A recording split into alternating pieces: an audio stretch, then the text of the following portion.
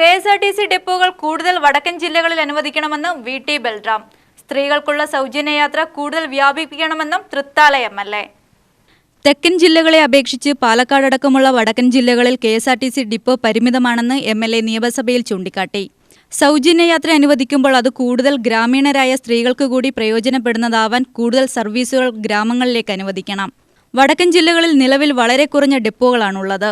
41 sub ഡെപ്പോകൾ സംസ്ഥാനത്തുള്ളപ്പോൾ Palakkad മുതൽ കാസർഗോഡ് വരെയുള്ളത് 8 എണ്ണം മാത്രമാണെന്ന് ബൽറാം ചൂണ്ടിക്കാട്ടി. വടക്കൻ ജില്ലകളിൽ പാലക്കാട് മുതൽ കാസർഗോഡ് വരെ വെറും 5 ഡിപ്പോകളാണുള്ളത് സർ. സബ് ഡിപ്പോകൾ 41 എണ്ണമാണ് KSRTCക്ക് ഉള്ളത്.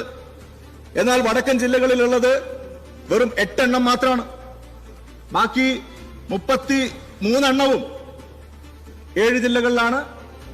പാലക്കാട് മുതൽ കാസർഗോഡ് വരെയുള്ള ജില്ലകളിൽ 8 എണ്ണം മാത്രമാണ് ഉള്ളത്.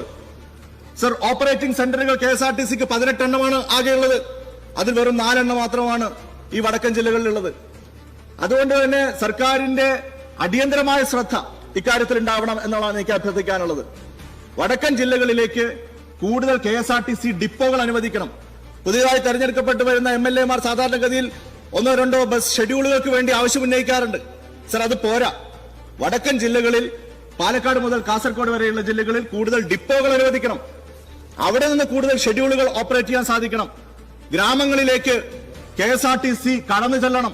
ഓപ്പറേറ്റിംഗ് കേന്ദ്രങ്ങളുടെ എണ്ണവും തീരെ കുറവാണെന്നും അദ്ദേഹം പറഞ്ഞു.